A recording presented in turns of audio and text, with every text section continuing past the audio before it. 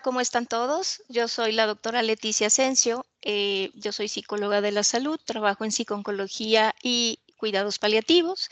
Y hoy va a ser para mí muy importante compartir con ustedes algunas estrategias de autocuidado. Bueno, ustedes ahorita tienen en pantalla algunas de las formaciones específicas y experiencia que tengo dentro del campo de la atención en salud y pues comentarles que en esta presentación yo estoy compartiendo con ustedes información científica y mi experiencia profesional. No tengo conflicto de interés para poder compartir esta charla con ustedes el día de hoy.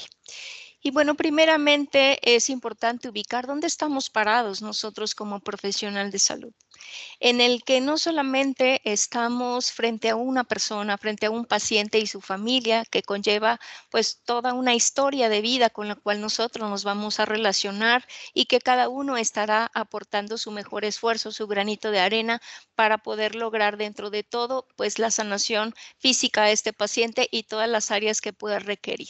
También estamos atentos a la familia, también estamos atentos a saber quién está cuidando a nuestro paciente, ese cuidador principal, ese grupo familiar y cuáles son algunas de las necesidades principales que pueden afectar la atención y el cuidado de este paciente para nosotros.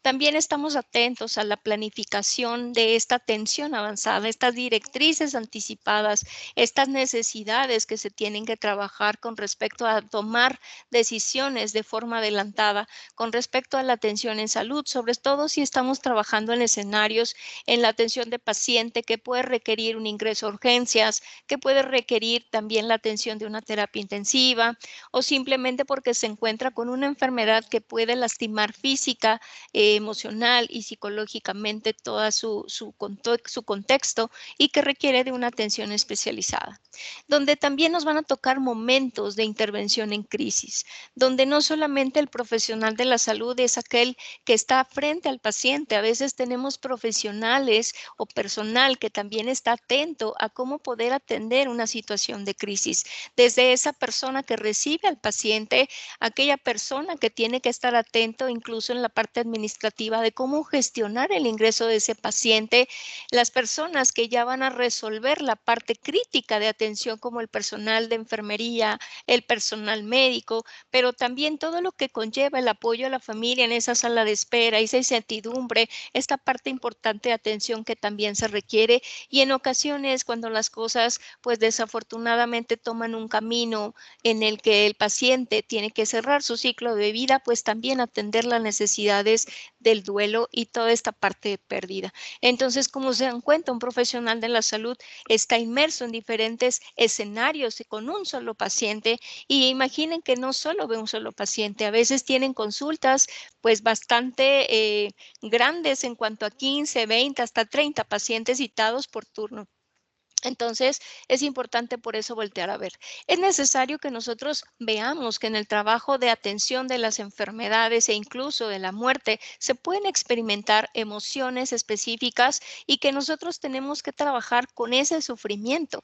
A veces vemos este tipo de miradas, estas miradas que nos transmiten pues un poco de tristeza, un poco de dolor, un poco de sufrimiento y que es importante que nosotros veamos a las personas más allá de una simple mirada, más allá de una simple petición de me duele algo, sino necesitamos voltear a ver qué necesita la persona que nos está solicitando nuestra atención, nuestra expertise, nuestra técnica, nuestro profesionalismo y nuestra capacidad de poder ayudar lo mejor posible dentro de nuestra formación y dentro de nuestro aporte dentro del sistema de salud.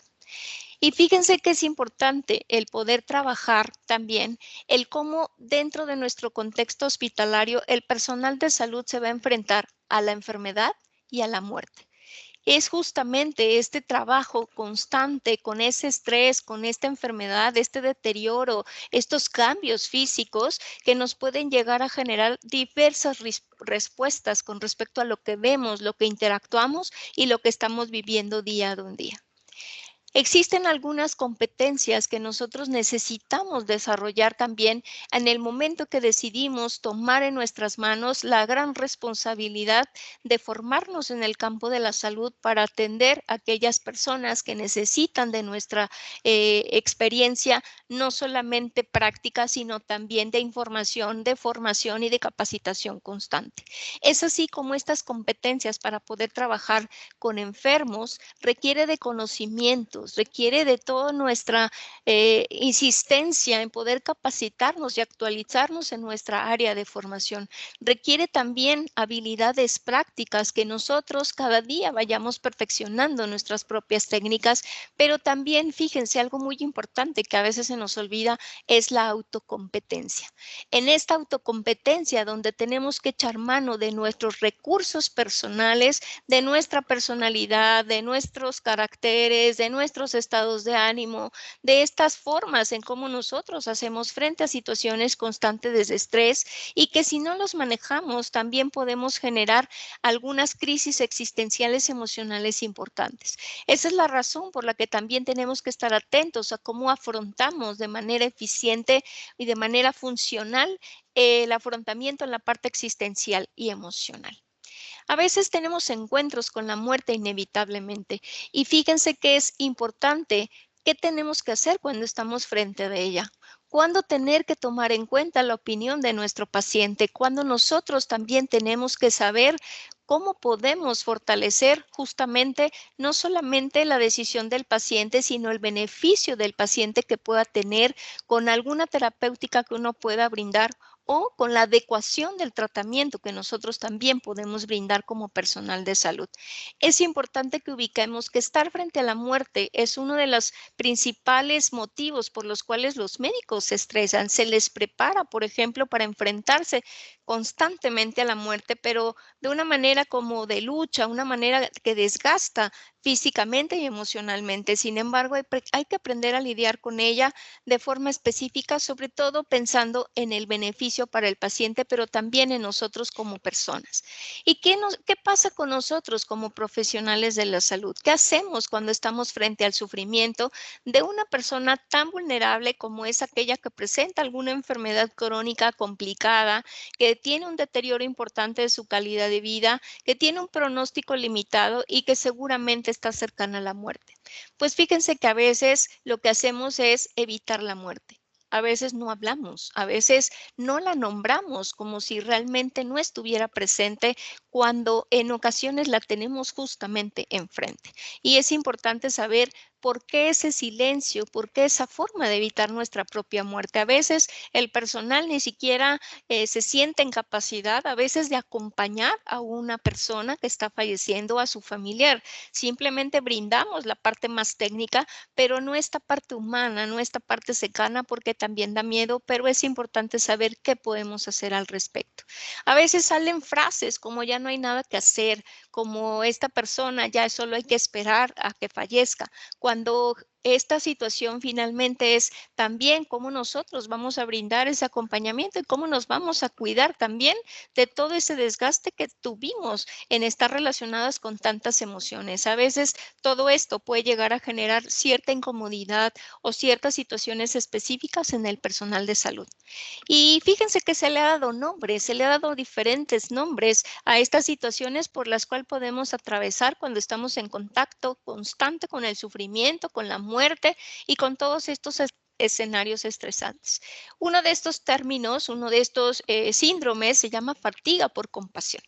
Este término fue acuñado en el 95 y justamente fue una respuesta a este escenario en el que se presenta un sentimiento de profunda empatía y pena por aquella persona que está sufriendo, porque recuerden que el sufrimiento se contagia y que entonces nosotros también sufrimos, aunque aparentemos que nosotros nos mantenemos fuertes. Pero ¿a quién no le ha pasado que de repente se nos hace el nudo en la garganta? ¿A quién no le ha pasado que de repente sentimos un poco la necesidad hasta de soltar una lágrima y que eso también involucra que estamos conectados con una una parte humana, persona a persona, pero eso genera, por lo tanto, pues un desgaste importante.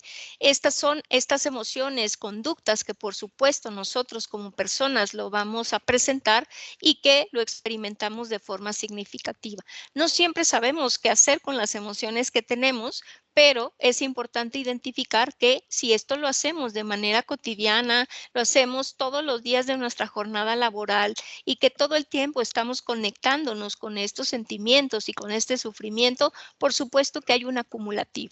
Y ese acumulativo en algún momento va a generar pues alguna necesidad de atención.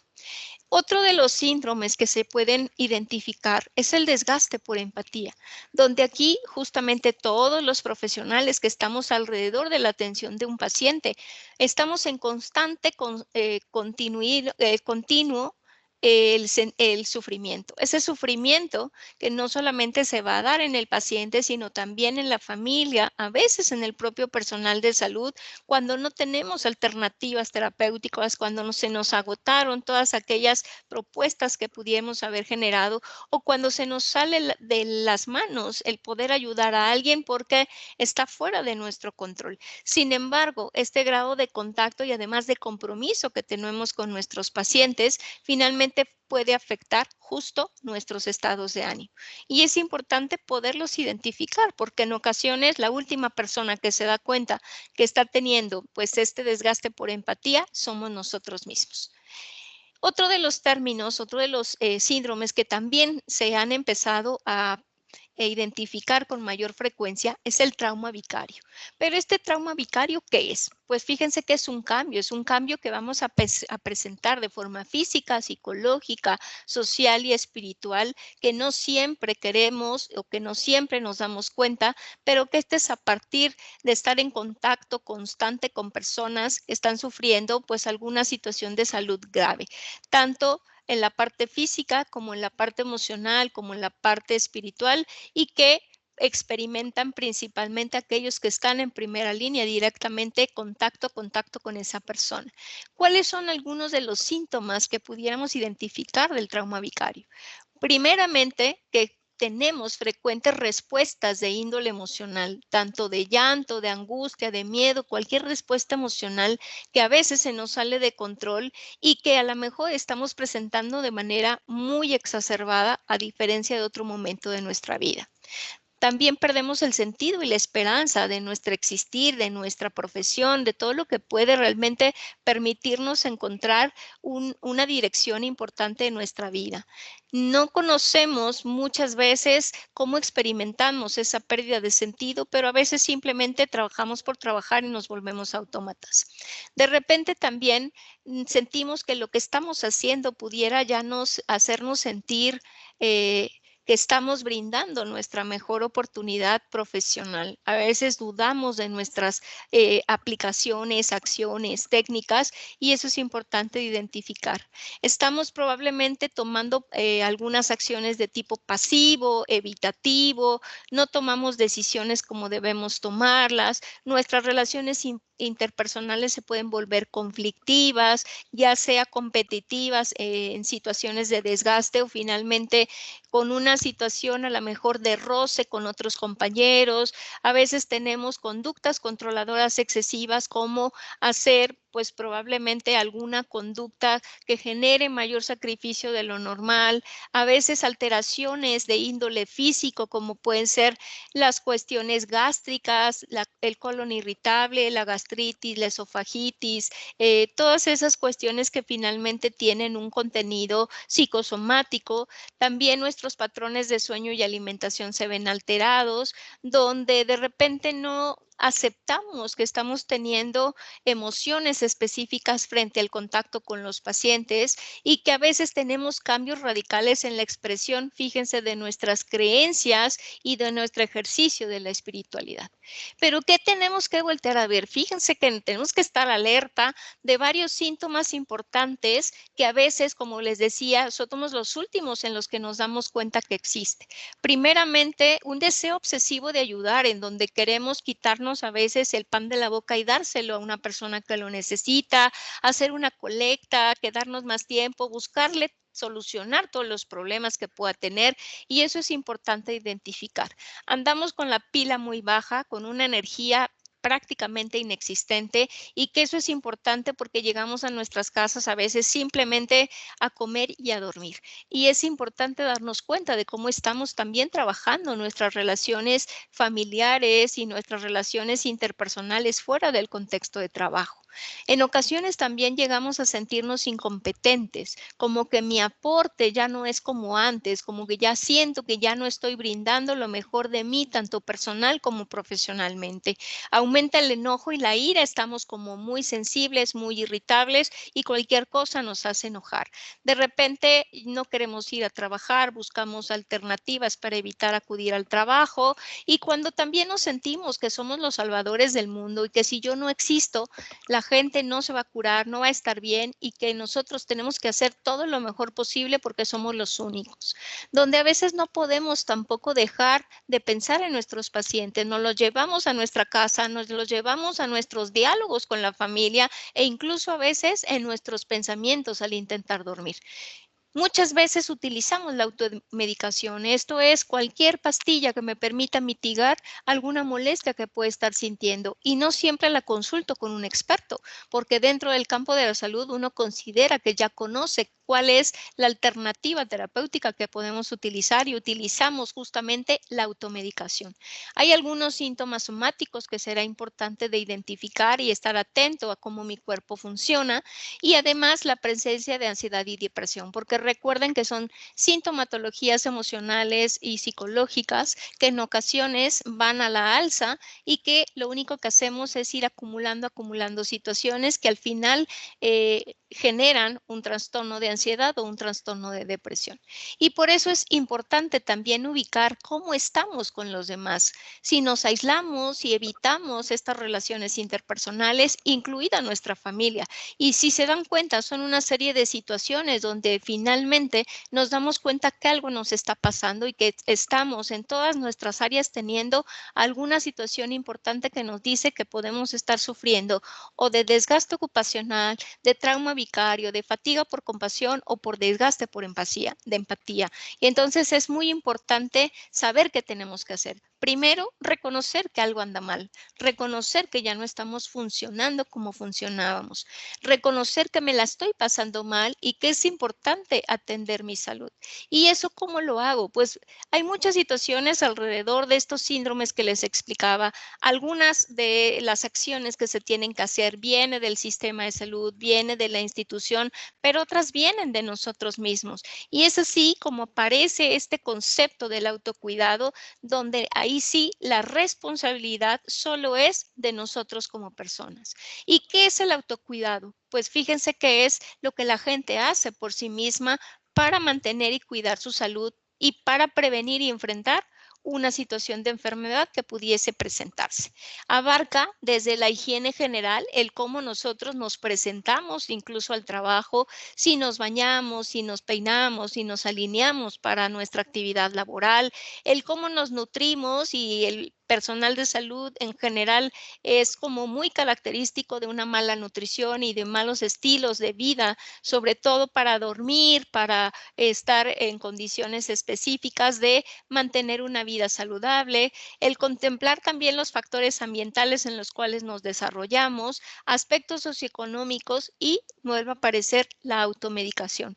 Y esto es parte del autocuidado. Si yo tengo una enfermedad que tanto me medico como debe de ser, con la indicación médica, lo llevo con todo el horario establecido, todo lo que finalmente sea mi autocuidado. Y entonces conlleva una serie de responsabilidad importante. El autocuidado en el personal de salud puede ir desde nuestros propios procesos personales hasta el que comparto con mis compañeros de trabajo. Hay algunas que serán 100% responsabilidad mía y eso tiene que ver justamente con mis estilos de vida, con las molestias que yo puedo llegar a sentir, a lo mejor menores, a lo mejor padecimientos crónicos y que tendrá que generar justamente con todo el contexto también en el que me desenvuelvo, pues todo lo que pueda ser un autocuidado también colectivo o grupal dentro de mi área de trabajo. Pero es importante saber cómo podemos hacer o cómo podemos coadyuvar nosotros para fortalecer nuestro cuidado. Algunas recomendaciones importantes dentro del contexto de trabajo las estableció, fíjense, el doctor Eduardo Bruera, quien está siempre como muy atento también en no solo atender a pacientes y familiares en la parte paliativa, sino también cuidar de los profesionales de la salud. Y en esto conlleva aprender a cerrar nuestros propios ciclos con nuestros pacientes, es decir, también experimentamos duelos, también es importante que nosotros los podamos trabajar, que nosotros podamos sentir que dimos nuestra mejor oportunidad de trabajo porque hicimos esta preparación, porque probablemente tuvimos que esforzarnos en buscar y concertar información más actualizada, brindar la terapéutica más idónea o finalmente la que está en boga por ser un tratamiento eficaz. Recibir el apoyo por parte de todas las personas con las que trabajamos, y esto no significa tener que llevarse siempre con todo el personal, pero sí tener personas que consideremos pueden ser parte de nuestro apoyo constante.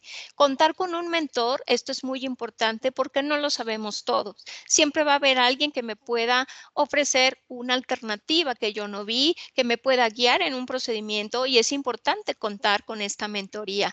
También tener un equipo tan cohesionado como se pueda dar, y esto se debe fomentar dentro del contexto laboral. Y fíjense también el soporte espiritual, donde nuevamente no solamente es fortalecer mis creencias y mi fe, sino trabajar en mi parte realmente personal, en la parte de conexión que me permita entrar en contacto conmigo mismo, y sobre todo tratar de generar una muy buena comunicación entre el equipo y estableciendo procesos muy claros para evitar complicaciones. El arte de cuidar requiere una serie de conductas, una serie de cosas que necesitamos tomar en cuenta y no solamente decir, sí, me voy a cuidar.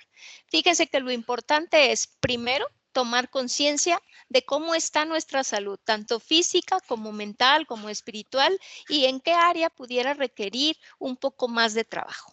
Tener esta conciencia de querer satisfacer estas necesidades de autocuidado. En ocasiones el personal de salud damos prioridad a otras personas y no solamente a nuestros pacientes, damos prioridad a nuestra familia, damos prioridad a nuestro trabajo, y a veces no tomamos en cuenta que tenemos nuestras propias necesidades que cuidar. También es importante pensar en la posibilidad de realizar estas conductas, no solamente pensarlas, sino qué tan cercanas las tengo y cómo las puedo adaptar en el escenario en el que yo me encuentro de forma cotidiana. Analizar los pros y los contras de estas alternativas. Tomar la decisión justamente acerca de cómo voy a atender mi situación de salud. Ejecutar y diseñar un plan en el que yo pueda ubicar cuáles son las cosas que necesito, cuáles son las cosas que me gustan y cuáles son las cosas que me fortalecen. Pero además, esta parte muy importante que es el compromiso de implementar y continuar con el plan que yo mismo diseñé. Esto es no boicotearse. El decir, yo sí me quiero levantar a hacer ejercicio, pero estoy muy cansado. Bueno, adaptemos tu actividad física, no necesariamente acudiendo a un gimnasio, no necesariamente el poder hacerlo de una manera tan rígida en determinado momento del día, sino movimientos a veces simplemente físicos o situaciones que nos permitan movilizar nuestro cuerpo. Entonces es importante el compromiso que podemos hacer para llevar a cabo todo esto. Y fíjense que en ese sentido el doctor Bruera estableció algunos puntos que me gustaría compartirles, y esto tiene que ver con simplemente hacerse preguntas de cómo nosotros realizamos nuestro cuidado personal, a veces en una semana o en un par de semanas o en un mes. En donde, fíjense, lo primero que tendríamos que preguntarnos es si hacemos ejercicio la mayoría de los días. Y nuevamente, el ejercicio físico no conlleva una rutina a veces tan específica de actividad, sino el movilizar nuestras piernas, nuestros brazos, todo lo que implica el movimiento corporal. ¿Cómo estamos comiendo? Si comemos esa comida rápida, esa comida que tenemos a la mano fuera de los hospitales, esa comida que probablemente conseguimos de primera mano, pero que no es una comida saludable. Y esto tendríamos que ver cuántos días a la semana, de 7 días, consumo este tipo de alimentos saludables. Si practico alguna actividad de conexión con uno mismo, como puede ser la meditación, el yoga, la atención plena, en cuántos días a la semana, si realizo algún tipo de literatura que no sea solamente médica, pero tampoco solo una lectura digamos, no benéfica. Y lo mismo, que tanto nosotros podemos disfrutar de una película de arte, de una actividad fuera del contexto de trabajo, que no sean películas que solamente nos hacen pasar el tiempo, sino realmente películas que nos permitan conocer otras historias de vida, conocer otros escenarios y tener pues la posibilidad de conocer la parte artística. También las artes visuales, que es otra parte de actividad que podemos realizar, contactarnos con nuestros miembros de la familia, no solamente de vía virtual, sino en persona, en el contacto humano, en ese estrechar a lo mejor ese abrazo con los seres queridos, y que eso es muy importante. Contactar a veces personas que no siempre podemos tener cercanas, como los amigos, participar en actividades que fortalezcan nuestras creencias en la parte espiritual y religiosa, realizar también algún tipo de educación en nuestra formación, en este caso cuidados paliativos, pero puede ser nuestra área de formación que cada uno de ustedes tenga, evitar el ruido innecesario que puede estar constantemente tanto dentro como fuera de nuestro contexto de trabajo, evitar al menos una actitud personal de afrontamiento inadecuada, y esto tiene que ver a lo mejor si consumo alcohol, si consumo tabaco, si a lo mejor llevo una dieta poco saludable, si a lo mejor tomo una actitud también de evitación dentro del contexto, es decir, tratar de poner atención a esa conducta y hacer la modificación correspondiente. Y lograr sobre todo, fíjense, una meta personalizada de autocuidado. El sentir que sí hemos logrado una vez a la semana una de las metas que nos propusimos en el día, y a lo mejor fue tomar más agua, a lo mejor fue comer de los 7 días, 5 días de manera adecuada, a lo mejor fue simplemente aprender a tener un buen descanso, tener una higiene del sueño específico.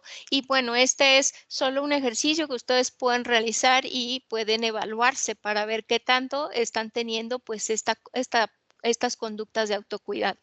Cuidar la salud de forma integral conlleva entonces 5 pilares importantes: mover nuestro cuerpo, cuidar nuestras emociones, cuidar nuestra alimentación, dormir lo mejor posible y encontrar una pasión importante en nuestra vida. Esa pasión que puede ser viajar, leer, bailar, dibujar o simplemente interactuar con nuestros seres queridos. Estas conductas de autocuidado conlleva que nosotros estemos atentos a qué necesita mi cuerpo, qué es lo que necesita mi mente, con qué me permito yo volver a entrar en equilibrio y necesito realizar alguna de estas conductas para sentirme mejor. En ocasiones también tenemos que poner en contacto nuestro sentir, nuestra conciencia, en qué estamos pensando. A veces tenemos la cabeza llena de preocupaciones, de pendientes, de cosas que al final no resolvemos o que no son totalmente mi responsabilidad resolver, y a veces necesitamos darle un poco de tranquilidad para poder tener una cognición un poco más clara que nos permita solucionar problemas. Tenemos que aprender algo que en ocasiones se nos olvida: aprender a vivir el aquí y el ahora, porque estar centrado en lo que yo antes hacía, lo que podía, lo que me gustaba en la parte pasada, generalmente nos lleva a presentar alteraciones depresivas, y estar preocupados por lo que vendrá, por lo que será, por lo que voy a llegar a tener o no llegaré a tener, provoca cuadros de ansiedad. Entonces es importante también aprender a disfrutar el aquí y el ahora. En este momento, ¿qué está pasando? En este momento estoy comiendo, en este momento voy a disfrutar mis alimentos, y en otro momento me volveré a regresar a trabajar porque es parte de mi actividad. Es importante entenderlo lo antes posible, y en ese sentido quisiera preguntarles, ¿en algún momento han considerado cuáles han sido los factores o cuáles han sido las actividades que a ustedes les ayuda a amortiguar su día a día, su estrés laboral, su actividad cotidiana, el contacto con el dolor, con el sufrimiento, con la muerte, con el escenario hospitalario? ¿Y cuándo fue la última vez que lo realizaron? También sería importante preguntarse por qué ¿por qué llevas tanto tiempo sin realizar esta actividad? ¿Qué es lo que te impide realizar esta actividad? Porque si tú mismo, tú misma lo ubican como una actividad protectora, es importante no soltarlo. Es necesario que lo volvamos a retomar y lo incorporemos a nuestra vida lo antes posible porque justamente son factores protectores o actividades protectoras para evitar alguna situación específica.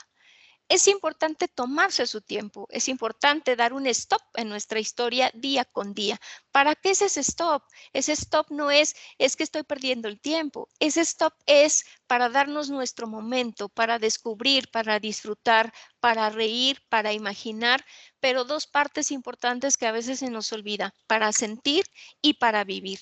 Para eso necesitamos esos 5 minutos, ese pequeño espacio en nuestras actividades laborales que nos permitan realmente entrar en contacto con lo que estoy haciendo, con lo que estoy ejecutando, con lo que estoy a punto de sentir, que estoy ejecutando mi actividad con esa sensación de que estoy haciendo algo por alguien más.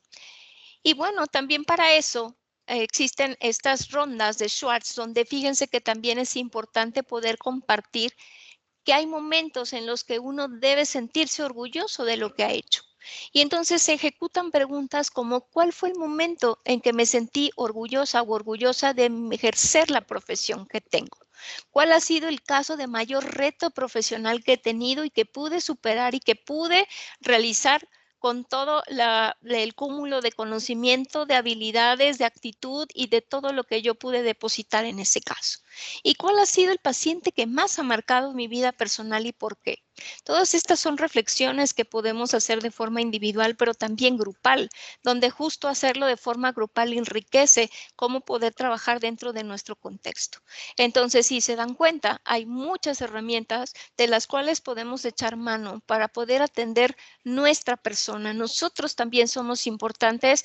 Si estamos bien nosotros, nuestro impacto en la atención de salud va a ser distinto, nuestra relación interpersonal, nuestra dinámica laboral va a ser diferente y vamos a evitar lo más posible llegar al desgaste ocupacional, a este trauma vicario, a este desgaste por empatía y esta fatiga por compasión, que a veces no nos damos cuenta y entran como la humedad a nuestra casa. Cuando menos nos damos cuenta, ya presentamos toda esta sintomatología. Tal es así que yo los invito a estar haciendo un monitoreo constante de forma consciente. ¿Cómo están mis relaciones? ¿Cómo está mi salud física? ¿Cómo está mi salud mental? Y justo haciendo esta reflexión podemos llegar a generar conductas personales de autocuidado y de beneficio que van a impactar en toda nuestra dinámica diaria. Pues les agradezco mucho la atención y espero que estas herramientas puedan ser de utilidad para cada uno de ustedes.